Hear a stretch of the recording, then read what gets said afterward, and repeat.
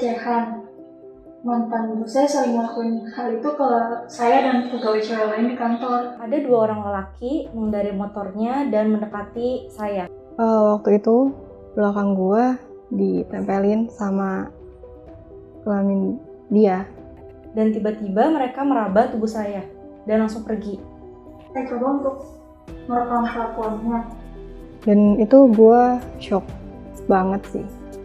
Akhirnya saya memutuskan untuk keluar dari kantor tersebut. Saya merasa trauma sampai-sampai ketika ada kendaraan yang menghampiri saya langsung menutup diri dan merasa ketakutan.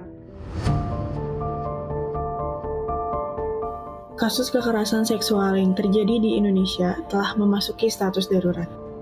Hal itu didasarkan pada laporan kasus yang telah dirangkum oleh Komnas Perempuan pada tahun 2020. Kasus kekerasan terhadap perempuan yang terjadi di ranah komunitas atau publik sebanyak 24% dari total 14.719 kasus yang dilaporkan pada 2019 atau sama dengan 3.602 kasus. Dari data tersebut, tercatat 58% berupa kekerasan seksual, yaitu pencabulan 531 kasus, perkosaan 715 kasus, dan pelecehan seksual 520 kasus. Dilansir dari data survei oleh Koalisi Ruang Publik Aman, lokasi yang paling banyak terjadi pelecehan seksual diantaranya adalah jalanan umum sebanyak 33%, transportasi umum termasuk halte sebanyak 19%, serta sekolah dan kampus sebanyak 15%. Pelecehan seksual yang terjadi bukan hanya secara fisik saja, tetapi secara verbal termasuk catcalling dan visual, yaitu lirikan mata dan gestur tubuh. Pelecehan seksual yang terjadi pada perempuan dapat menjadi permasalahan jangka panjang. Secara lingkup kecil, perempuan yang menjadi korban pelecehan akan terus mengingat trauma itu, dan akhirnya akan mengganggu kesejahteraan psikologisnya.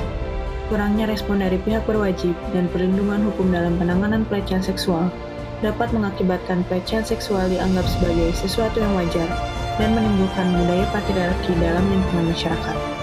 Secara lingkup besar, pelecehan seksual yang terjadi merupakan sebuah diskriminasi gender yang harus diatasi karena mengakibatkan pembatasan peran pada perempuan, sehingga secara tidak langsung hal ini dapat menyebabkan kerugian nasional.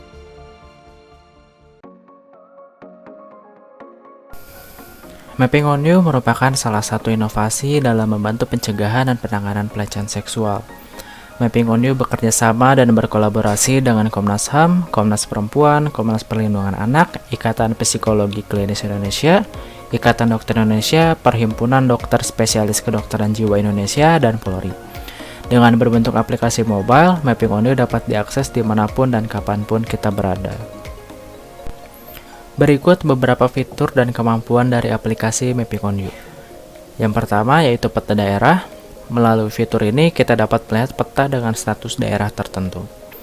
Yang kedua, navigasi. Dengan fitur ini, aplikasi akan mengarahkan jalan untuk menghindari daerah rawan pelecehan seksual. Dan yang ketiga yaitu notifikasi waspada. Fitur ini akan memberikan sebuah pesan ke smartphone kita ketika kita memasuki daerah rawan pelecehan seksual. Selain itu, terdapat fitur yang dapat digunakan oleh pengguna terverifikasi, yaitu tombol bantu saya. Dengan fitur ini, kita dapat mengirimkan notifikasi kepada pengguna terdekat untuk meminta pertolongan ketika kita berada dalam situasi bahaya pada daerah tersebut. Tombol alarm. Fitur ini dapat digunakan untuk mengaktifkan alarm ketika kita berada dalam posisi dan situasi yang berbahaya. Pengaduan kejadian pelecehan seksual. Melalui fitur pengaduan kejadian pelecehan seksual, kita bisa melaporkan tindakan pelecehan seksual yang telah dialami kepada pihak yang berwajib. Konseling.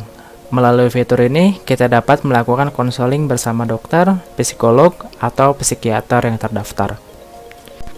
Lini masa. Fitur ini memberikan berita informasi terkait perlindungan hak perempuan. Dengan aplikasi Mapping on You ini, dapat tercipta ruang publik yang lebih aman dan nyaman bagi para perempuan, sehingga dapat menurunkan angka kasus pelecehan seksual dan membantu pencapaian target kesetaraan gender pada Sustainable Development Goals nomor 5.